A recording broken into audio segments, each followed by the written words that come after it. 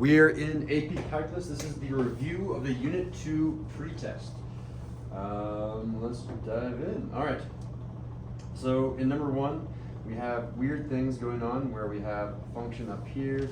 We have a limit when x is approaching 2.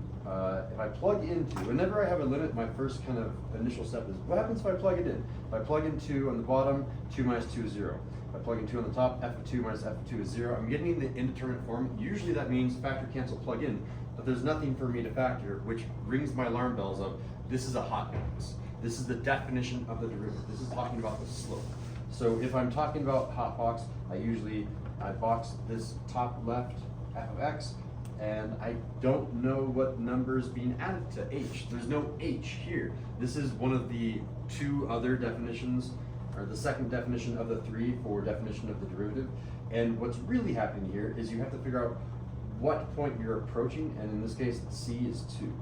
So in this case, c is 2, and our function is f of x. We don't know what the function is. It's a general house. It's not a powerhouse. It's not a trig house. None of those. So it's just a general house.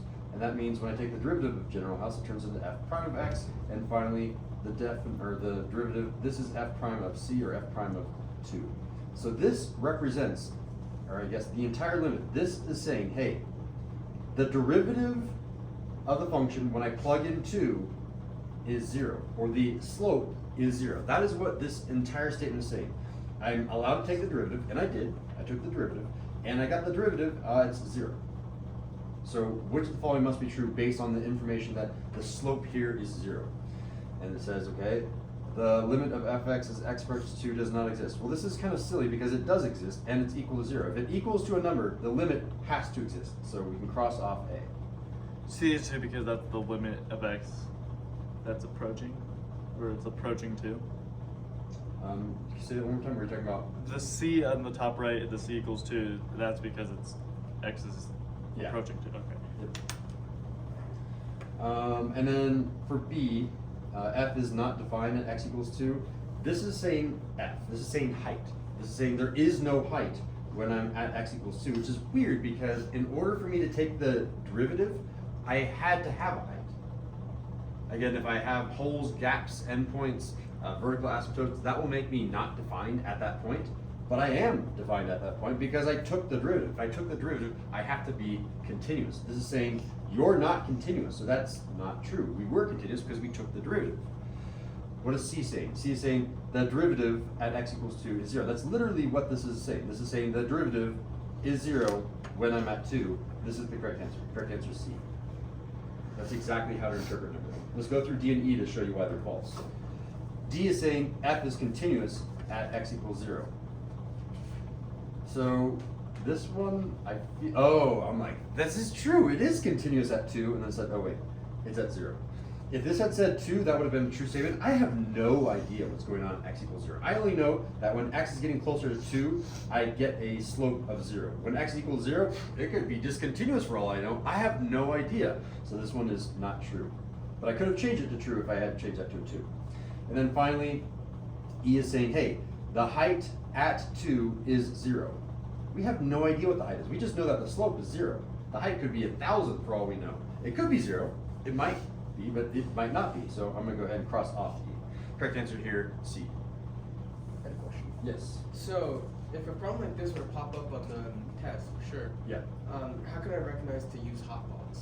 When you have the indeterminate form, whenever you plug in, whenever you see a limit, always your first option, plug in and see what happens. When I see a limit, I plugged in 2. 2 minus 2, I got 0 on the bottom. So I'll say 0 on the bottom. And when I plugged in 2 on the top, I got f of 2 minus f of 2 on the top, which was also 0. Whenever you get the indeterminate form, the first step I want you to try is factor, cancel, plug in.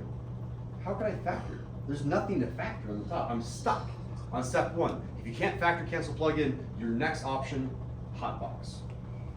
So I guess option number 1 is to factor, cancel, plug in, and option number 2 is to hotbox. And there's a third option as well, but I can't cover that. Maybe I'll cover it when I have some more free time, like when we're reviewing for the test in April. But that third option would be to use a L'Hopital's rule, which is a fancy way of saying take the derivative of the top and the bottom and see what happens. We can't do that here though. Actually, you kind of can, and it still works. Anyway, we're not going to worry about that. Again, Diego, look for the indeterminate form when we plug in. It's going to be one of those two. Okay. All right, number 2. I have a feeling that it's kind of the same question because I see an h. When h goes to 0, let's see what happens when I plug in. H plus h is going to be 2h minus 1. I don't really necessarily get, oh, yes you do. Okay, when h is 0, that means that this h is 0. There's going to be e plus 0. E plus 0 is e. What's the natural log of e? 1. 1 minus 1 is 0. H is also 0. This is 0 over 0. We got the indeterminate form again. So I want to factor cancel plug in, but I can't. There's nothing to factor in the top, which means I've got a hot box yet again. This is back-to-back questions on hot boxing. This is the hot box. And this one is a more traditional definition of the derivative. So I'm going to say, okay, I know that c is the thing being added to h. E is being added to h. There it is. And then I'm going to cross off everything in here and change that to an x so I know my function. My function f of x is natural log of x. And then I'm going to take the derivative. This is the definition of the derivative, so I'm going to take the derivative of the function. I say f prime of x is equal to, okay, how do I take the derivative of loghouse? Just fraction. Fraction. It's 1 over x in this case because it's a hidden 1 out front, and I change the natural log into the fraction. And then I plug in e again. This e goes into this x down here, and f prime of c in this case is 1 over e. So the answer here is it's 1 over here. But I don't even know if we need that. Let's go ahead and read. It's saying, what is this thing? It is the definition of the derivative. So it needs to have a derivative. All these have a derivative. Cool. And it needs to be plugging in e. Which of these have an e? Good, good, no, no, no. Those don't have an e. So cross off c, d, and e. They're not plugging in the correct point. We're plugging in e. And it's not even asking us to take the derivative. It's just saying, hey, identify what the function is. Is the function natural log of x over x, or is the function natural log of x? We already set it up here. The function is natural log of x, so the correct answer here is A. Questions about number 2?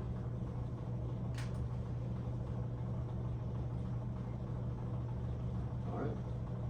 We move on to number 3. Number 3, I'm taking the derivative, and I'm plugging in -1.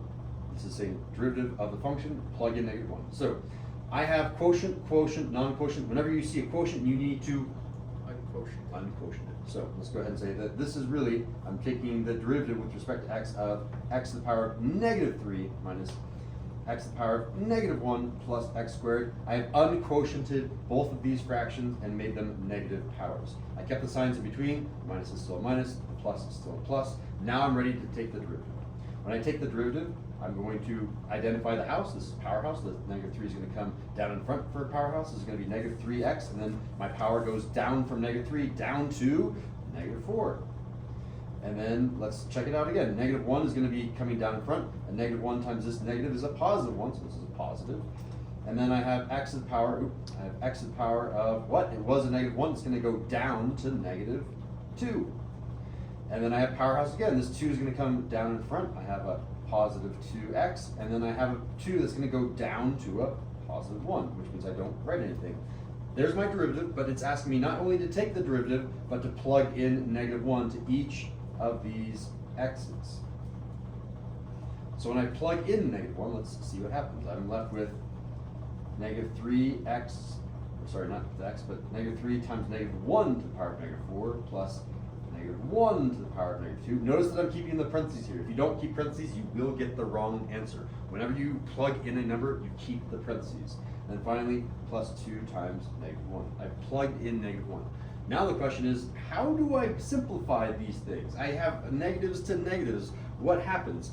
I highly recommend unquotienting or requotienting these. So I can change this into -3 on the top and -1 to the power of 4 on the bottom, plus nothing on the top, so I'll just say a 1 on the top, and then a -1 squared on the bottom, and then finally -2. So I multiply the positive times the negative to get the negative, and I have these as fractions again. Fractions because of negative power. So far so good. We're nodding our heads, that means we're okay, or at least we're following. And now I have, it's kind of hard to see, maybe I'll make this negative a little bit bigger. I a -1 to the power of an even. That means I have a -1 times a -1 times a -1 times a -1. Those are positive, those are positive. Positive times positive is a positive. This is a positive. Anytime that you have an even power, no matter what the inside is, it's always going to be positive in AB calculus. This one is a negative to the power of a even. It's got to be positive. So this is positive, positive, which means you ignore it, and I'm really left with -3 plus 1 minus 2. -3 plus 1 is -2. -2 minus 2 is a -4. Correct answer here is B. Questions on number 3? Okay. Number 4. This is chain rule. It's Dowder times dinner, and make sure you know general house. I don't have any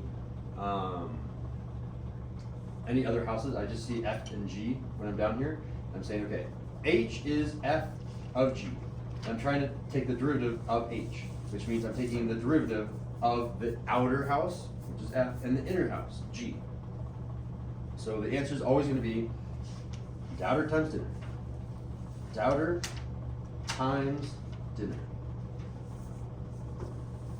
Every derivative is always Dowder times dinner. You just might have a dinner of 1. So I need to figure out the derivative of my outer. My outer is F. My inner is G. So the derivative of F, since it's general house, is F prime. And then I leave the inner. Don't touch the inner yet. It's still G of X. Okay, then I'm going to multiply by the derivative of the inner. The inner here is G. So the derivative of G is G prime. And then I'm done. There's the derivative. It looks right there, okay? I need to plug in 1 in here and here. So I left a space for myself there, right? A 1 and a 1. And I'm more or less done with all the hard bits. Now I just need to start plugging things in. What is G of 1? No. Oh, look at this. G of 1 is 3. So I'm going to plug in 3 into this. Oops, not that one. Into 3 goes into this G of 1. So now it looks like F prime of, not G of 1, but 3 times, okay? I need to find G prime of 1. No. Oh, G prime of 1, it tells me right there, is -3. So -3 is being plugged in right here. This is going to be times -3.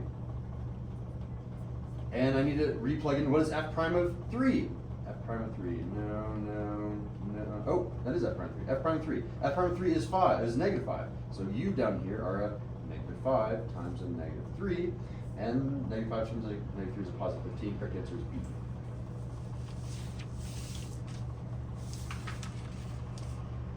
Questions about number 4? All right. We move on to number 5. I have a function and it's asking me to take the derivative. Don't even plug in anything. Take the derivative. This fraction makes me feel uneasy. I want to unquotient it. But for now, I'm just going to rewrite it because the Dowder for E house is E house. Remember, it's always going to be Dowder times dinner. So let me write out, it's going to be Dowder times dinner. Dowder for E house is E house. I'm just going to rewrite E to the 1 over X. Whew, that was hard work, taking the derivative of Dowder. All right, now I have to be careful. Whenever I'm talking about the inner for E house, tree house, we get this piece up here at the top of our tree house. 1 over X is the inner. I'll even identify that on my notes. This right here is the inner. I need to take the derivative of the inner, and that's a problem because when I take the derivative of 1 over X, with respect to X, I can't do that. I need to unquotient you. So I'm going to say, okay, this is really going to turn into the derivative with respect to X of not 1 over X, but X to the power of -1. Because I had a power of 1 down here, and I'm going to make it -1 when it comes up to the top. Now I'm ready. Now I'm ready to take the derivative of X to the -1. When I do that, I'm going to identify this is not general trig log, it's power. Power house means 1, the -1 comes down in front. This will be -1 up front. And X to what power? It was a -1. It's going to go down to power of -2. So that is dinner. Dinner is going to come right down here. So I'm going to say this is a negative X to the -2. And again, these are being multiplied by each other. So the first thing that I notice is a positive times a negative is a negative. So which of these have a negative? Good, good. Uh-oh, no. Cross off C, D, and E just by the signs. It should have a negative in there. And between a and b, one of them should have an x to the -2. This one has an x to the +2 in the denominator, which means that's they switch it, right? This came down to the denominator and made this a +2. Correct answer here is A.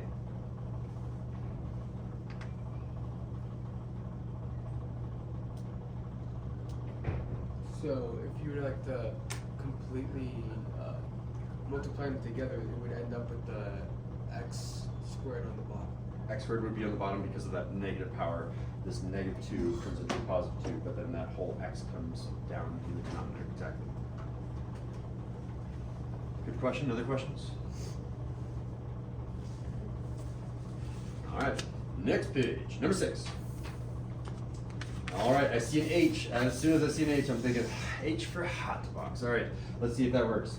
When I plug in 0, it's a limit, so I plug in 0 and verify it's a hot box. When I plug in 0, I get 0 on the bottom. Pretty good indicator that's going to be a hot box. When I plug in 0 on the top, I'm going to get that H going away. F of 2 minus F of 2 is 0. I can't factor cancel plug in. I must be doing a hot box. Hot box, again, I put a box in the top left. I ignore everything else. My function here has a C that is 2. So I'll write down the C value here is 2. And my function is just f of x. It's general house. My function is f of x. It's kind of lame, which means when I take the derivative, it turns into f prime of x. And when I plug in, I get f prime of that value, f prime of 2. So what it's saying here is f prime of 2. I take the derivative and I plug in 2, and hey, the slope here is 5. The derivative here is 5. So f prime of 2 is 5. That's the information that I've unlocked by using hotbox. Okay, so if I've taken the derivative can only happen if I was differentiable. And differentiable can only happen if I was continuous. So there's a bunch of information that I'm adding on here.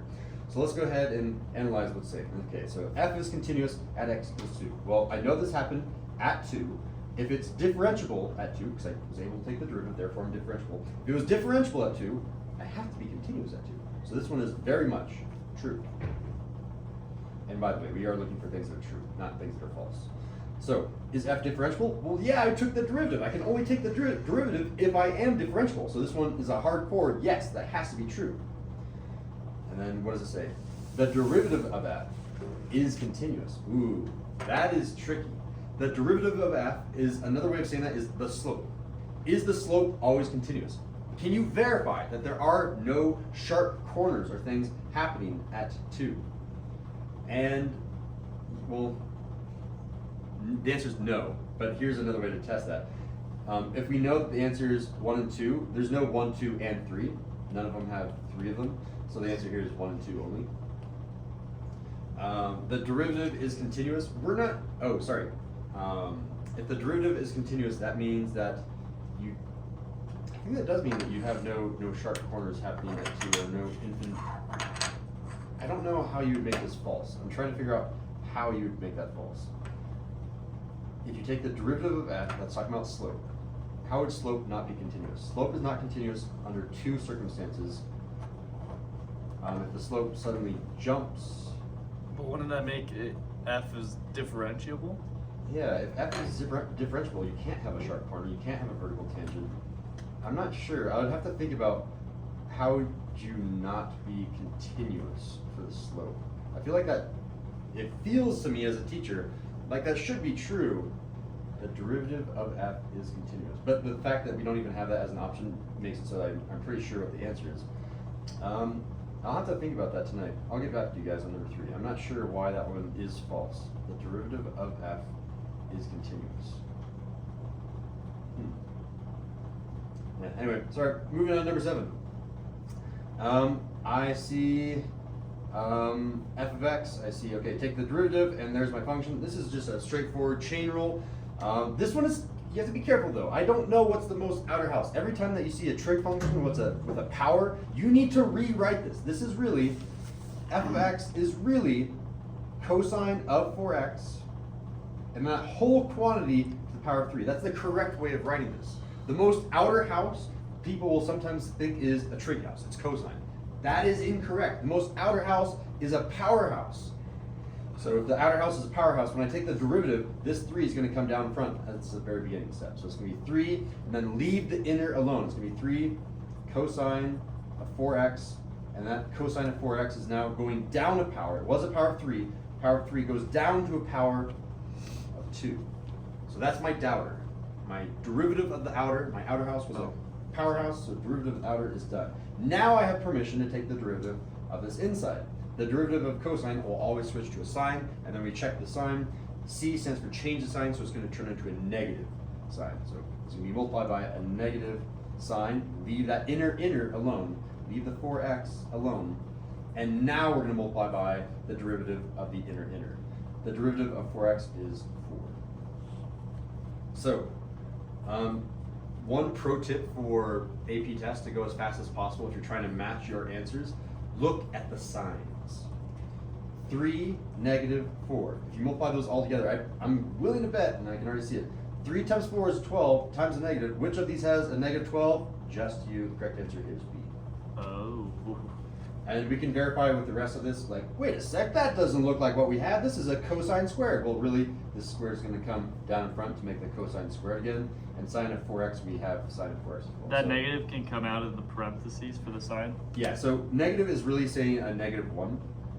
So we have a negative 1 times a positive 4 times a positive 3. All of those, again, everything here, every single piece of this is being multiplied. All of these signs are multiplication signs, which means squish it all together. It's a great blender of mathematics, and all the important bits come out to the front. Are you saying signs not important?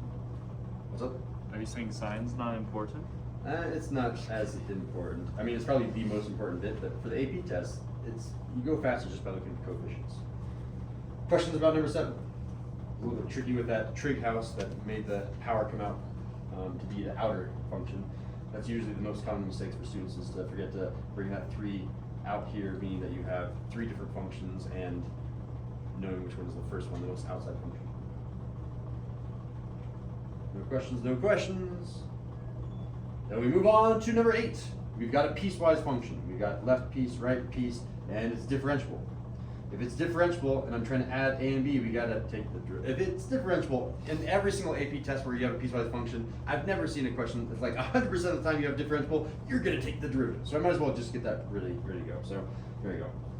Let's take f prime of x is equal to, okay, left piece, right piece. Okay, if I take the derivative of this, derivative of the 2, don't worry about it, it's a constant, it goes to 0. The doubter for e house is e house. Oh, very hard. Whew. I just rewrote it. That was doubter, but I have to remember my inner. Yeah, so the inner here, this is e house tree house, which means my inner is a negative x. The derivative of that negative x to get dinner is a negative 1. All right, I'm taking the derivative of e house. Whew. All right, and I need to take the derivative of this right-hand function, the right piece. The derivative of b is going to go away. B is just like a number like plus 7. So ignore that one, that's a derivative of a constant. The derivative of 7x is 7, the derivative of ax is a. So those are my left and right pieces. I could write the for all of this stuff over here. It's an AP test, you go as fast as possible. We got left piece, we got right piece, we're ready to go. All right, in every single scenario, you're gonna be using the continuity test and the differentiability test, which means you set the left piece equal to the right piece. You set the left piece equal to the right piece, and then you plug in your suspect point. So let's check it out. So if I'm going to do the continuity test. I'm going to do this piece over here, set them equal to each other. So I'm going to say e to the negative 0 plus 2 needs to be set equal to a times 0 plus b. Again, I'm setting the left piece equal to the right piece, and I'm plugging in 0. So negative 0 is the same thing as just 0. Anything to the power of 0 is 1. 1 plus 2 is 3. Okay, so left side is 3. What about the right side? A times 0 goes to 0, but b is b. Hey, we got b. B is 3. Okay, that was the continuity test. Done. We used that guy to find continuity test. Now we're going to use the derivative to find, I'm hoping, a, using the differentiability test. So I'm going to set left piece equal to right piece, and we're plugging in 0. So left piece was e to the negative, not x, but 0 times negative 1. And that's going to be equal to a. I can't plug in anything else over there. So when I'm doing the differentiability test, again, anything to the power of 0 is 1. 1 times negative 1 is... Hold on, wait, what was it that you did different for the differentiability test? The differentiability test, I'm just rewriting you here, I'm rewriting you here, and I'm plugging in 0 because that's our suspect point. Isn't that the same thing we did for the continuity? It looks very similar. The only difference is there's a +2. There's a +2 there, but there's no +2 right here. Oh, okay. Yeah, they're very, very similar. Oh, The you other took piece the is that's an A derivative. instead of an AX plus B. We took the derivatives. Yeah, we took the derivative to find this piecewise function. Every single time that you see differentiable, take the derivative. Yeah. Every single time you have a piecewise function where it says differentiable, you'll always be taking the derivative. All right, and when I do this all again, this is going to be anything to the power of 0 is 1, so this is going to be 1 times -1 is equal to A, meaning -1 is equal to A. And finally, we add them together. It says, hey, add the A and B together. This is our B, this is our A. Adding those together, we get a positive 2. Correct answer here is C.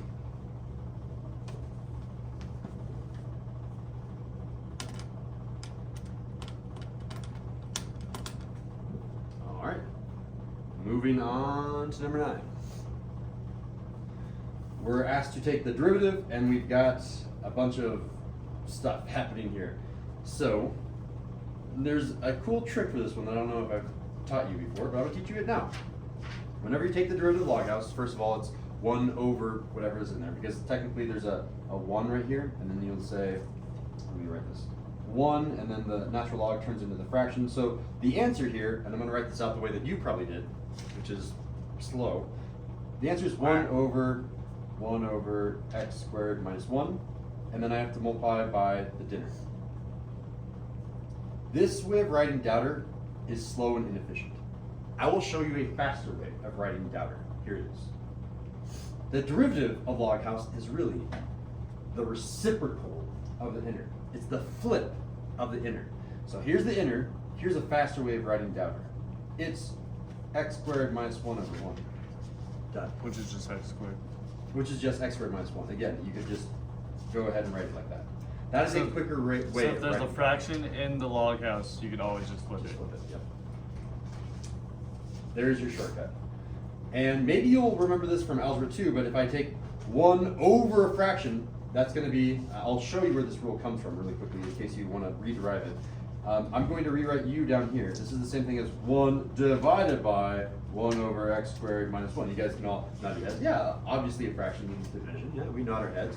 And when I have a fraction divided by a fraction, it's a keep it, change it, flip it. 1 times this thing flipped is this thing flipped. So there's your rationale behind why I'm flipping it at the very beginning. But again, I've only done doubter. I have not done my dinner. I need to do the derivative of my inner. And the derivative of my inner is a little bit scary because I'm worried I might have to use quotient. Let's not do that. Let's not use quotient. Let's go ahead and unquotient this thing because we have permission to do that. So really, my inner here is 1 over x squared minus 1. I can make this inner equal to something that's over 1, aka no fraction. How do I unquotient this thing? Is it x squared minus 1 negative 1? The power of -1. Yeah, this whole thing was the power of +1, so I'm going to change it up here to make this thing to the power of -1. And now I don't have to use quotient rule, because otherwise, if you see a fraction and you're taking the derivative, you've got to use quotient rule. Try to avoid it at all costs. We avoided it. Whew. All right. So now I'm going to take the derivative of this thing to find the dinner.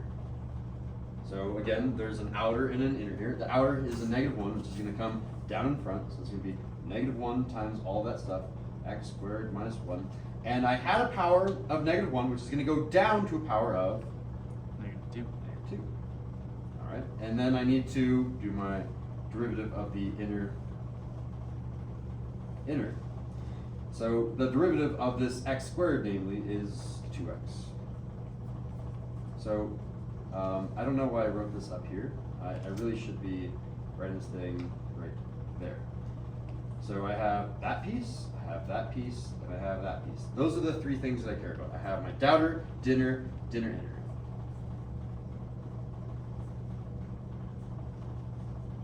Okay, now it's all a matter of trying to match this one with one of these answers. I'm noticing all of these answers are pretty simplified. So, and none of them have a negative power. All of these have positive powers. And we have a negative power right here, so you're the prime suspect. Ooh. Check it out. I don't really need to do any of that simplifying. Look at the sign. Is it positive or is it negative? Positive times a negative times a positive. is a negative. Which of these are negative? Oh, there you are, done. Speed. If you have confidence in your signs, then you can go that fast. But just to double check, let's make sure that we actually got this right. How the heck did they get that? Well, 2x is 2x over 1. So that's going to stay on the top. So there's where the 2x came from. How did all this stuff kind of go away? Shouldn't you have an x squared minus 1 on the top, Mr. Sindel? Yeah, you kind of should. So here's how I would simplify that. That's x squared minus 1 in the top times a 2x in the top. And then what I have in the bottom, oh, there's a negative. Here, let's put the negative up front. So u went right there. And this guy is going to come down to the bottom, the denominator, and that negative 2 is going to turn into a positive 2. So I have an x squared minus 1 now to a positive 2. Oh, check this out, guys. I have an x squared minus 1 in the top, and an x squared minus 1 in the bottom. How many copies do I have in the bottom? 2. How many copies do I have in the top? 1. So I'm going to go this. I'm going to say, hey, cross out 1 copy of u and 1 copy of u, and there's how we got a negative 2x over x squared minus 1. What? But the sign's just way easier. Yeah, the sign is way easier, but you have to have complete faith that you're like, I'm a perfect mathematician. I haven't made a single error, which is really hard right now considering that we got like a 50% on the test, right?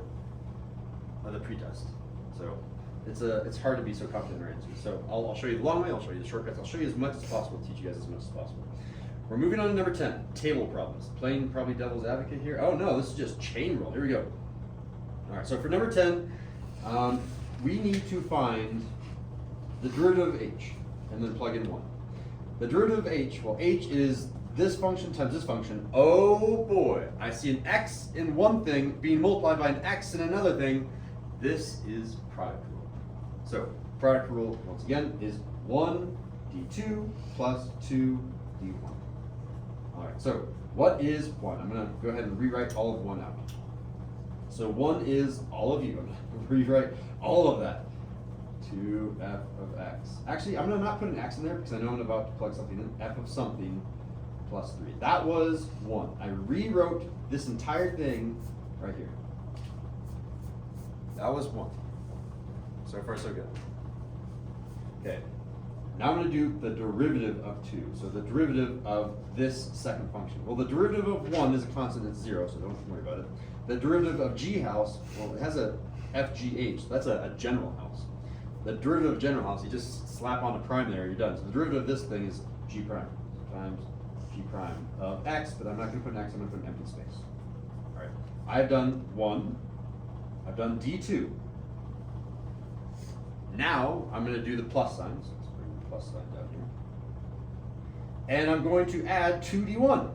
So 2 times d1, what is 2? 2 is all of this thing. I'm just going to rewrite it up here. In the space where there's an x, I'm going to leave an empty spot. So this is going to be 1 plus g of something. And this is going to be multiplied by d1. Well, d1 is the derivative of 1. The derivative of this thing, okay, the derivative of 3 is a constant, so ignore that. The derivative of 2f of x, that's a general house. That's going to be 2f prime of x. 2f prime, not of x, but of another. All right. Product rule is a bit annoying, but it's not as bad as quotient rule. I have now applied product rule correctly. What I need to do now is plug in the thing that I'm asked to. It says plug in 1. So 1 is going to go here, here, here, and here. 1 goes in all of these spots. F of 1, f prime of 1, g of 1, f prime of 1. And I'm going to use these table values to plug into those 4 spots over here. So, first of all, f of 1. F of 1 is 3. So this f of 1 turns into a 3. This is going to be 2 times 3 plus 3. Okay. G prime of 1. G prime of 1 goes to a 4. Okay. 1 plus, okay, we have to do a g of 1. What is g of 1? G of 1 is g of 1 that goes to a negative 3. And then finally I have 2 times f prime of 1. So f prime of 1 is f prime of 1, which goes to a negative 2. And I have all my numbers plugged in. I've made this nice and easy now. Turned it back into like a 3rd grade math problem. 2 times 3 plus 3, well, it's going to be 6 plus 3, which is 9. 9 times 4 plus, and I need to do this over here. 1 plus -3 is -2. And 2 times -2 is a -4. So far so good. 9 times 4 is a 36. -2 times -4 is a positive 8. And I add those together, I get 44. I would say that's a really tricky problem. Like, you needed to know that you needed product rule. Like, did you know that you had to even do product rule? Were there two x's being multiplied together? That was the first step, identifying that you needed to use product rule. And then to apply product rule on general house instead of like an actual house, that was really tricky. And then using a table to plug in, there's a lot of components to this that made this a tricky problem. I would be putting one of those on the test also. I don't know what I did wrong that I kept getting 4 instead of an 8. That's the one thing that messed me up. This 4 right here? No, other side. Where you got an 8, I somehow kept getting a 4 instead. And I got 40 instead. Ah, man. Yeah, did you get all of this stuff? Yeah. You got all of that, and you still, you need to I find think your I mistake. might have mixed it up really bad because I think I might have done positive 3 instead of negative. Oh, okay, yeah. So you, yeah. Signs, man. One simple little sign will cause you to get the wrong answer. All right, number 11. Oh, check it out. I've got an x there and an x there. What's happening in between? Multiplication. This is product rule.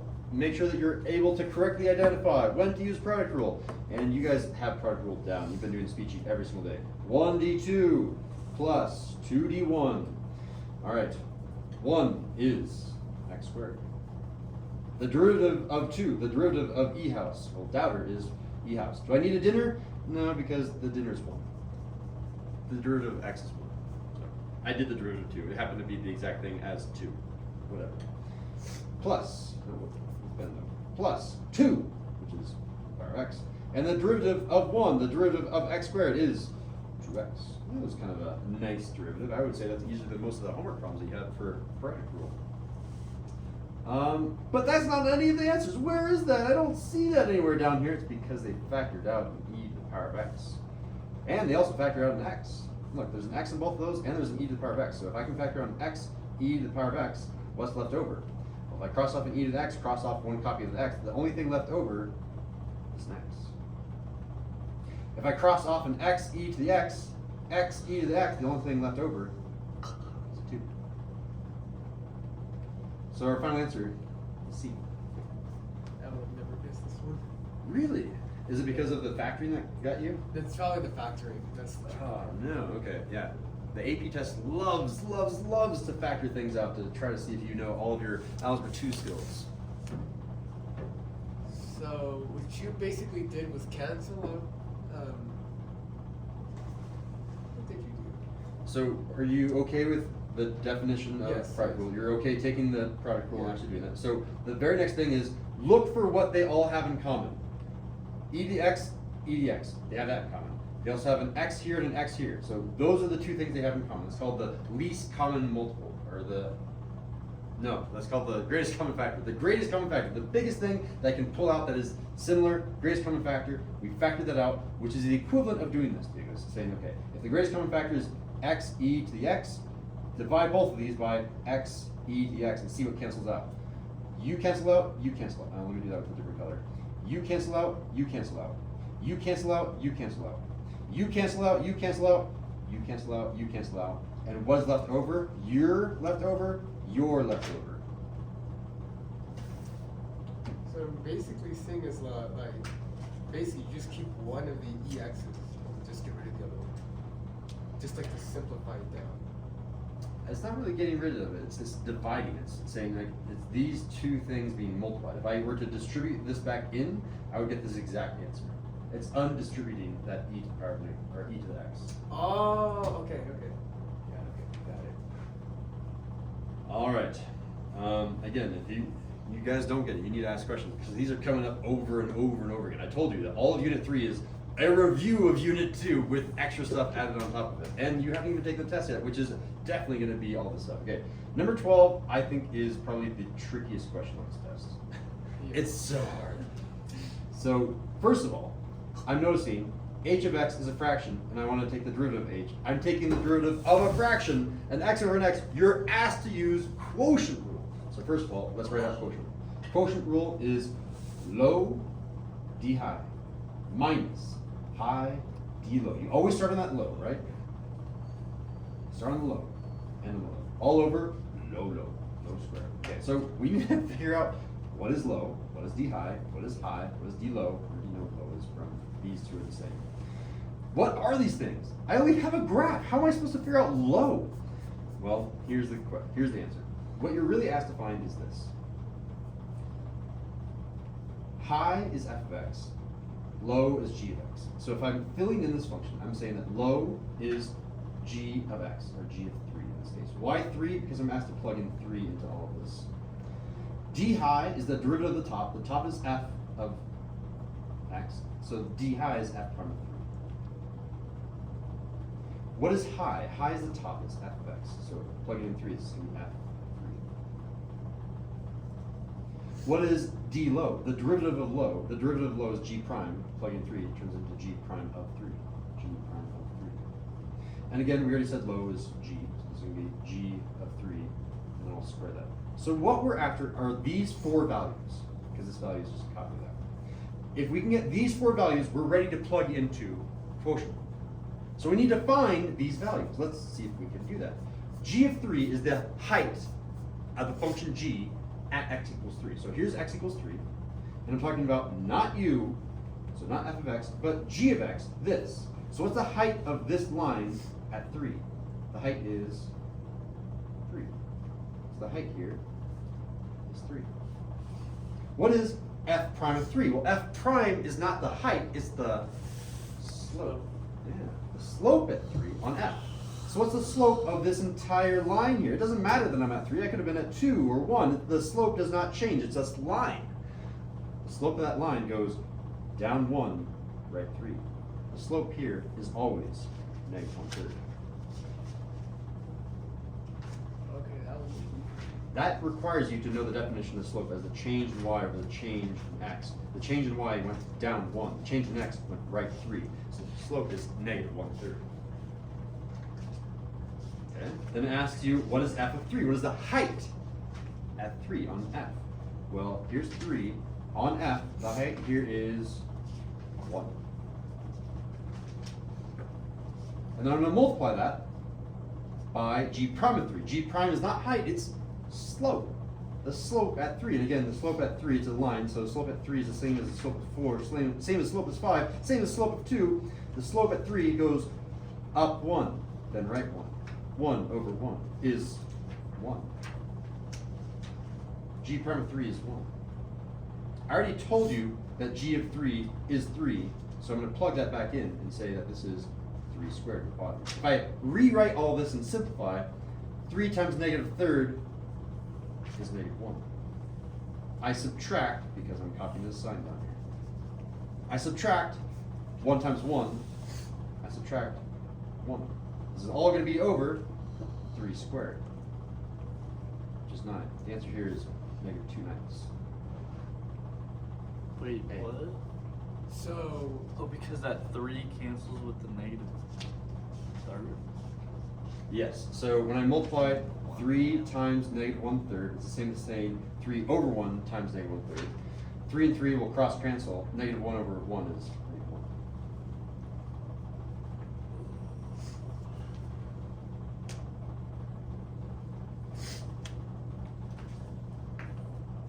Cool. A bit tricky. You can ask questions now about number 12. Oh my god, we have 3 minutes left of the class, and I am not making very much headway through this, am I? All right, on to number 13. I have an x here, and I'm asked to take the derivative and then plug in 0. I have an x being multiplied by an x, that's product rule. That's 1d2 plus 2d1. And I'll plug in 0. So 1 is x minus 1 quantity squared. The derivative of 2 is the derivative of cosine of x. The derivative of cosine of x is the negative sine of x. Then I'm going to add 2, which is cosine of x. And I'm going to multiply that by the derivative of 1, d1. The derivative of this function over here is 2 times x minus 1, and not a 2, but a 1. Do I need a dinner here? No, because the derivative of x minus 1 is 1. So there is no dinner in this case. Sorry, no games. In the place of each of these x's, I'm going to plug in a 0.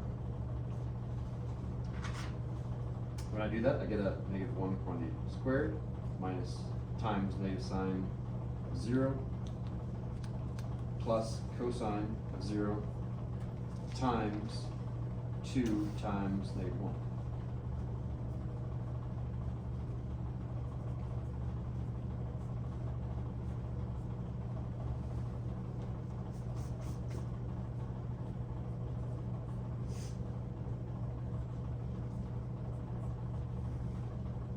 So, negative 1 quantity squared is positive.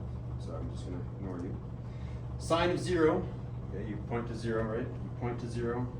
0's out right here. Sine is asking for the y-coordinate. The y-coordinate of this spot is 0. So this can be negative 0, which is 0. So all of this is gone so far.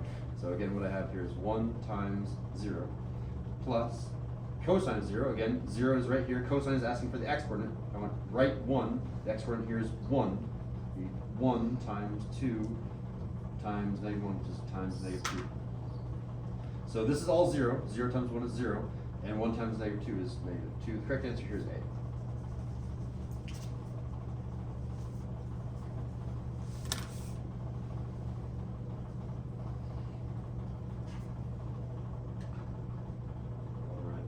I do not have enough time to go over number 14 because it requires, it's an x over an x, it's a quotient rule. Quotient rule takes a long time to do. So we have 6 more problems, although 15 is a review, 16 is a review, 17 is a review, 18 is a review, 19 is not review, and 20 is review. All those came from previous tests. The previous test, sorry, singular. So we'll end the recording right here. I will finish this recording and have it uploaded to Google Classroom and the website, hopefully by 4 o'clock tonight.